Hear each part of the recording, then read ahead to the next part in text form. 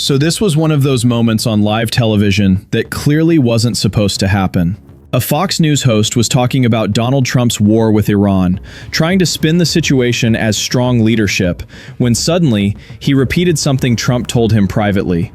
And in that moment, the entire narrative completely fell apart. Because instead of sounding confident about the war, Trump sounded desperate. Not desperate to win it, desperate to get out of it before the economic consequences hit the United States. And the reason? Oil prices, the stock market, and the very real fear that if this war drags on, it could hit American wallets in a way Trump absolutely cannot control. Which is ironic, because publicly, Trump has been claiming the war is already basically over. But privately, he's apparently begging shipping companies to send oil tankers through an active war zone, and even floating the idea of using taxpayer money to insure them. That's not what a president says when things are under control. That's what someone says when they realize the situation might spiral far beyond what they promised. And once you see the moment Fox accidentally revealed this, the panic becomes impossible to ignore. While we're doing all of these things, we're achieving major strides toward completing our military objective.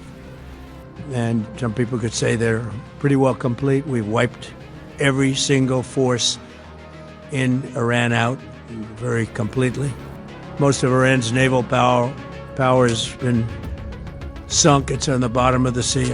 It's almost 50 ships. I was just notified it's 51 ships. I didn't know they had that many. Didn't last very long. Yeah, please.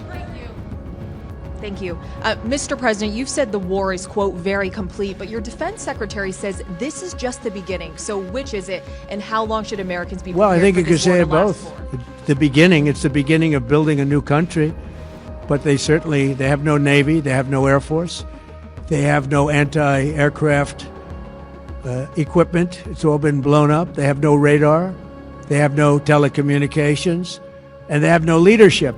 It's all gone. So, you could look at that statement. We could call it a tremendous success right now as we leave here. I could call it, or we could go further. Fox host casually mentions that he spoke directly with Donald Trump. And Trump's message to oil tankers was essentially, show some guts and sail through the war zone. But then comes the part that's even more revealing. Because the host also explains that the administration is considering a $20 billion maritime insurance program, meaning taxpayers might actually end up covering the cost if tankers get attacked. Which raises a pretty obvious question. If the war is supposedly already won, why would the United States government need to financially guarantee shipping companies against missile strikes? That's not a policy you roll out when everything is calm. That's the kind of emergency move you consider when the market is starting to panic. And right now, the market's biggest fear is very simple. The president says oil. It could take 4 to 6 weeks. If it takes that long, presumably the price of oil is going to stay up there, and our gas prices are going to stay up there as well. The president may take a political hit from this.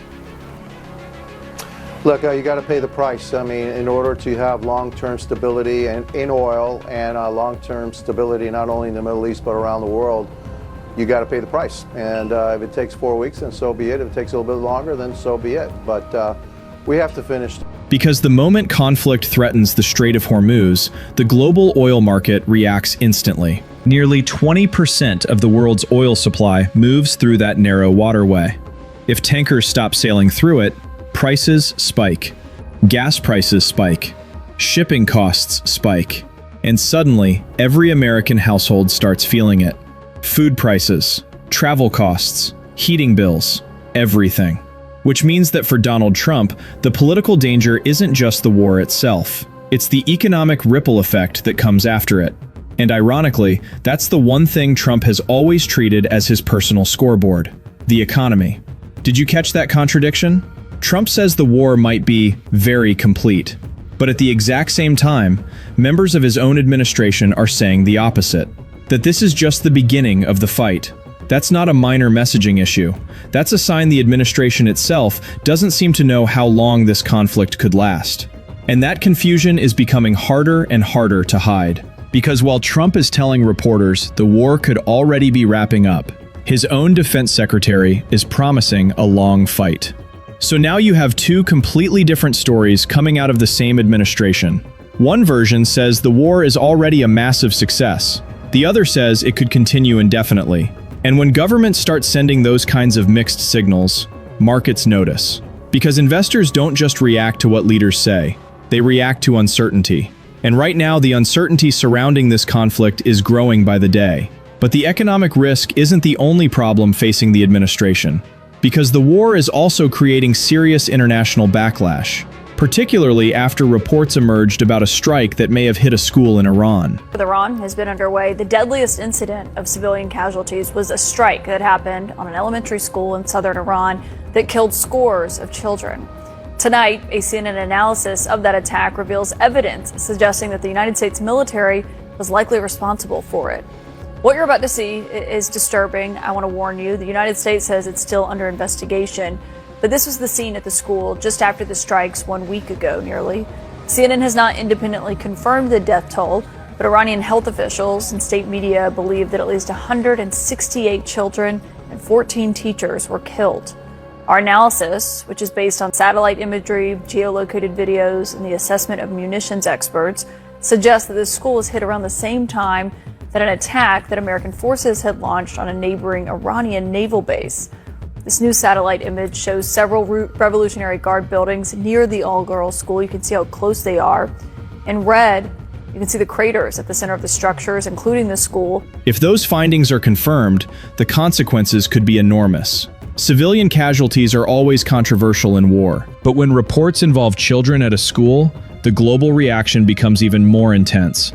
And suddenly, the political pressure isn't just coming from foreign governments, it starts coming from American voters too. Because wars that appear quick and decisive can maintain support. But wars that start producing tragic headlines and rising gas prices are much harder to defend. And that brings us back to the moment on Fox News, because buried inside that interview was a line that revealed what Trump might actually be worried about. Not military strategy, not diplomatic fallout, the price of oil. Now that statement might sound tough on the surface, but think about what it really means. It means Americans could be asked to pay higher prices for everything while the war continues. And historically, that's exactly the kind of situation that causes public opinion to turn very quickly. Because people may support military action in theory, but when the cost starts appearing in their daily expenses, support often drops fast. Which is why Trump's behind-the-scenes message about oil tankers is so revealing. He's essentially telling shipping companies, don't be scared, keep moving oil. And if they are scared, well, apparently the government might help cover the risk. And this is why that Fox News segment matters so much, because it accidentally revealed something that the administration's public messaging has been trying to hide. The war might be far more uncertain than Trump originally promised. Remember the early rhetoric, the claims that the conflict would be quick, decisive, a show of overwhelming strength. But now we're hearing about conflicting timelines, civilian casualty investigations, economic fears tied to oil prices, and a plan that could involve billions in government insurance for shipping companies. Those are not the signs of a conflict that's already basically finished. They're the signs of a government trying to manage the consequences of a situation that's still unfolding. And historically, this pattern happens a lot in the early stages of wars. Leaders project confidence. They promise quick results. They downplay risks. But once the realities of logistics, geopolitics, and economics start to set in, the messaging becomes much more complicated. Because wars don't just exist on the battlefield. They exist in global markets, energy prices, shipping routes, and political approval ratings. So when a Fox host casually reveals that Trump is urging oil tankers to sail through a war zone and might even back them with taxpayer-funded insurance, that moment suddenly becomes very revealing. It shows what the administration might be thinking about behind closed doors. Not just winning the war, but managing the economic shockwaves that could come with it. And if oil prices surge, or if the conflict drags on longer than expected, those shockwaves won't just stay overseas.